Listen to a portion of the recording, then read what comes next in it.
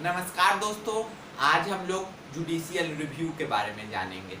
क्या होता है जुडिशियल रिव्यू, कैसे काम करती है जुडिशियल रिव्यू की प्रक्रिया पूरी। तो चलिए शुरू करते हैं। तो जुडिशियल रिव्यू की डॉक्ट्राइन जो है वो सबसे पहले अमेरिका से हम लोग लाए थे। सबसे पहले जुडिशियल रिव्यू की शुरुआत अमेरिका में की गई थी। अब जानते हैं कि आखिर जुडिशियल रिव्यू होता क्या है। तो देखिए, जुडिशियल रिव्यू कोर्ट को वह पावर देता है जो मान लिए कि अगर केंद्र सरकार या राज्य सरकार कोई भी ऐसा कानून या फिर कोई भी ऐसा नियम बना देती है जो हमारे मूल ढांचे के खिलाफ है या फिर जो लोगों के अधिकारों को छीनता है, तो हम लोग कोर्ट में जुडिशियल रिव्यू कर सकते हैं या फिर कोर्ट जुडिशियल रिव्यू करके उस नियम को वैलिड, उस नियम को खारिज कर सकती है, इलीगल घोषित कर सकती है। तो अब से इसका डिफिनेशन समझते हैं। Judicial review is the power of the judiciary to examine the constitutionality of legislative enactment and executive order of state and central government। तो जैसा कि मैंने बताया, अगर केंद्र सरकार पार्लियामेंट को समझिए, जुडिशियल रिव्यू हमारे लिए बहुत ज्यादा जरूरी है। पार्लियामेंट अगर कोई भी ऐसा कानून, कोई भी ऐसा नियम अगर बना देती है और अगर जुडिशियल रिव्यू को सरकार बैन कर दिया जाता है, जुडिशियल रिव्यू को ही हटा दिया जाता है, तो हम लोग कोर्ट ही नहीं जा सकते हैं।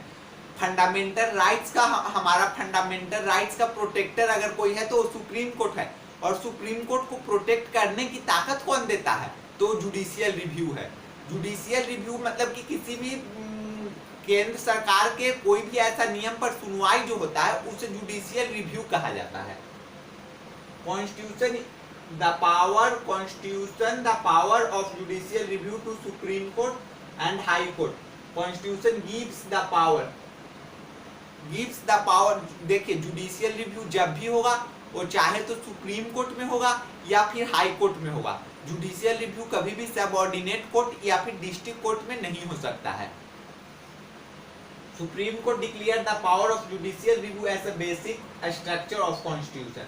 तो देखिए, सुप्रीम कोर्ट ने जुडिशियल रिव्यू को संविधान का मूल ढांचा में बता दिया। अब ऐसा सुप्रीम कोर्ट को क्यों करना पड़ा, समझिए आप लोग। हमारे देश के नेता बहुत खतरनाक हैं। मान लिए कि जुडिशियल रिव्यू, अब नेता मान लिए कल को कोई ऐसा प्रधानमंत्री या वर्तमान में जो प्रधानमंत्री हैं वो सोचेंगे कि जुडिशियल रिव्यू हमारे प्रोटेक्ट करता है फंडामेंटल राइट्स को, और फिर हम लोग नेता ऐसे मतलब कि लीडर, हम लोग कोई भी ऐसा कानून नहीं बना सकते, नहीं तो जुडिशियल रिव्यू से वो वैलिड खारिज कर दिया जाएगा। तो अगर नेता सोचे कि जुडिशियल रिव्यू को ही हटा दिया जाए, अगर जुडिशियल रिव्यू को पहले हटा देते हैं, बाद में तो जो नियम हम लोग चाहे बना सकते हैं। तो फिर सुप्रीम कोर्ट ने डिक्लेयर कर दिया कि जुडिशियल रिव्यू संविधान का बेसिक स्ट्रक्चर है, इसे आप खारिज नहीं कर सकते हैं। अगर जुडिशियल रिव्यू को खारिज कर दिया जाता है पार्लियामेंट द्वारा, तो तुरंत वो नियम अनवैलिड हो जाएगा, सुप्रीम कोर्ट काट कूट के रद्द कर देगा उसको तुरंत। जुडिशियल रिव्यू नीडेड बिकॉज, अब क्यों जरूरत है, तो मैंने तो पहले ही बता दिया कि principle of supremacy of constitution. अगर हमारे देश में सुप्रीम कौन है? पार्लियामेंट है? नहीं। कोर्ट है? नहीं। संविधान सुप्रीम है। देश संविधान के अनुसार चलती है। Protect the fundamental rights of the citizen. Citizen, सभी नागरिकों के मूल अधिकार का बचाव भी जुडिशियल रिव्यू द्वारा ही किया जाता है। अब समझते हैं supreme court uses judicial review. Supreme Court ने कब कब जुडिशियल रिव्यू का प्रयोग किया है? तो गोलकनाथ मामला में जो इंदिरा गांधी के खिलाफ जिसका डिसीजन दिया गया था, उस मामले में सुप्रीम कोर्ट ने जुडिशियल रिव्यू का प्रयोग किया था। केशवानंद भारती का मामला 1974 24 अप्रैल 1973 को मामला, इसका डिसीजन आया था। अब तक के अगर सबसे फेमस कुछ सुप्रीम कोर्ट के मामले माने जाए तो उसमें एक मामला है केशवानंद भारती मामला, जिसमें सुप्रीम कोर्ट ने डिसीजन दिया था कि सरकार जो है, पार्लियामेंट जो है, फंडामेंटल राइट्स पर नियम बना सकती है, लेकिन बेसिक स्ट्रक्चर ऑफ कॉन्स्टिट्यूशन, जिसका एम लेके हमारे संविधान निर्माताओं ने संविधान का निर्माण किया था, उसके खिलाफ कभी भी पार्लियामेंट कोई भी नियम नहीं बना सकती है। अब प्रीवी पर्स 1971, अब समझते हैं कि प्रीवी पर्स क्या होता है। तो देखिए, 1971 के पहले जितने भी राजा महाराजा थे, उनको हर महीना एक फिक्स अमाउंट में वेतन दिया जाता था ताकि वो अपना घर बार चला सके, रहन सहन कर सके। लेकिन जब इंदिरा गांधी की सरकार 1971 में आई तो इंदिरा गांधी ने नारा दिया, वो कहते हैं इंदिरा, हम कहते हैं गरीबी हटाओ, वो कहते हैं इंदिरा हटाओ, और गरीब लोगों का इंदिरा गांधी ने समर्थन पाया और फिर मजबूती से सरकार में आई 1971 में।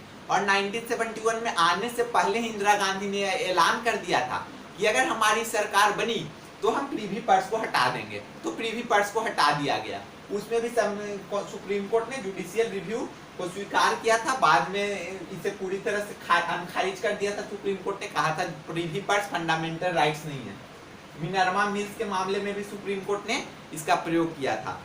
अब हम जानते हैं कि वह कौन कौन से आर्टिकल्स हैं जिसके तहत सुप्रीम कोर्ट जुडिशियल रिव्यू का प्रयोग कर सकता है। तो आर्टिकल 13 यह बताता है, अनुच्छेद 13, कि पार्लियामेंट कोई भी ऐसा नियम, कोई भी ऐसा कानून नहीं बना सकती है जो संविधान के फंडामेंटल राइट्स के खिलाफ हो, या फिर ऐसा कोई भी कानून या नियम जो पहले से भी चलता आ रहा है, अगर वो वायलेट करती है फंडामेंटल राइट्स तो उसी समय उस हिस्सा, जो हिस्सा सिर्फ खाली पूरा नियम इनवैलिड नहीं होगा, जो हिस्सा वायलेट करती है उतना हिस्सा अनवैलिड हो जाएगा। तो आर्टिकल 13, आर्टिकल 32 जिसके तहत हम सुप्रीम कोर्ट में रिट डाल सकते हैं। 5 कॉन्स्टिट्यूशनल रेमेडीज है, 5 तरह के रिट निकाल सकता है सुप्रीम कोर्ट। वह भी हमारा उस पर भी जुडिशियल रिव्यू किया जा सकता है। इसके अलावा आर्टिकल 143 जिसमें consultant of power of president है, 131, 132 और अन्य आर्टिकल्स और भी हैं जिसमें सुप्रीम कोर्ट या हाई कोर्ट जुडिशियल रिव्यू कर सकता है। लेकिन याद रखना है, हाई कोर्ट जब जुडिशियल रिव्यू करेगा वो आर्टिकल 226 के तहत करेगा, लेकिन सुप्रीम कोर्ट आर्टिकल 32 के तहत करेगा। अब हम लोग पब्लिक इंटरेस्ट लिटिगेशन समझते हैं। पब्लिक इंटरेस्ट लिटिगेशन को हिंदी में अगर समझना है तो जनहित याचिका होता है। इसे इसलिए नहीं समझिए आप लोग क्योंकि आप लोग को सिलेबस में है। इसीलिए एक जिम्मेदार देश का एक जिम्मेदार नागरिक होने के नाते भी आपको ये पब्लिक इंटरेस्ट लिटिगेशन समझना चाहिए, क्योंकि आप एक पढ़े लिखे नागरिक हैं। अगर आपको देश में क्या हो रहा है क्या नहीं हो रहा है इसके बारे में जानकारी नहीं है तो आप देश के नागरिक कहलाने के लायक नहीं हैं। PIL concept borrowed from USA, जो PIL का कॉन्सेप्ट है उसे भी यूएस से लाया गया था, जुडिशियल रिव्यू को भी यूएस से ही लाया गया था। PIL means litigation filed in a court of law for protection of public interest. तो देखिए, हमारे समाज में कुछ ऐसे वंचित लोग हैं जो कोर्ट नहीं जा सकते या फिर उन्हें डरा दिया जाता है, धमका दिया जाता है, तो उनके बिहाफ पर आप सुप्रीम कोर्ट जा सकते हैं। अब मान लीजिए कि कहीं पर पॉल्यूशन का मैटर हो गया, तो पॉल्यूशन का मैटर तो वातावरण का मैटर है, तो कोई इंडिविजुअल क्यों जाएगा, खुद वातावरण तो जाएगा नहीं सुप्रीम कोर्ट में केस करने, तो उसे PIL के माध्यम से आप जा सकते हैं कि यहाँ पे पॉल्यूशन है, यहाँ पे कुछ ऐसा नियम सुप्रीम कोर्ट में आप दरख्वास्त कर सकते हैं। उसके अलावा टेररिज्म, पब्लिक सेफ्टी और भी कुछ मैटर है जैसे bonded labour, neglected children, non payment of minimum wages और एक्स्ट्रा में और बहुत सारे हैं जिसको लेके आप सुप्रीम कोर्ट में पब्लिक इंटरेस्ट लिटिगेशन फाइल कर सकते हैं। PIL is not defined in any act. तो देखिए, PIL किस मुद्दे पर PIL दायर किया जा सकेगा, किस मुद्दे पर नहीं दायर किया जा सकेगा, ये किसी भी संविधान में लिखा हुआ लिखित रूप से नहीं है। कुछ मैटर हैं ऐसे, लेकिन सारी मैटर्स लिखा हुआ नहीं है। तो ये डिसीजन कौन लेगा? तो जब आप PIL फाइल करते हैं कोर्ट में, तो सबसे पहले जो वहाँ के चीफ जस्टिस होंगे या मजिस्ट्रेट साहब होंगे, वो देखेंगे आपकी फाइल को। अगर उन्हें लगेगा उनके पास विवेकाधिकार की शक्ति है, वो अपने विवेकाधिकार का प्रयोग करेंगे। अगर उन्हें लगेगा कि ये मामला PI जनहित में है तो वो मामला को एक्सेप्ट करेंगे और आपकी सुनवाई करेंगे, आपकी जो फाइल होगा उस पर सुनवाई करेंगे, नहीं तो आपको फाइल खारिज हो जाएगा। आपने ऐसा सुना होगा कि फलना एक्स का याचिका ही खारिज किया गया, सुप्रीम कोर्ट या हाई कोर्ट उसे एक्सेप्ट ही नहीं करेगी सुनवाई के लिए।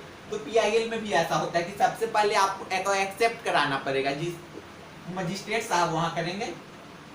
फर्स्ट PIL वाज हुसैन नारा खातून वर्सेस स्टेट ऑफ बिहार। जो पहला PIL दायर किया गया था वो 1971 में किया गया था बिहार में।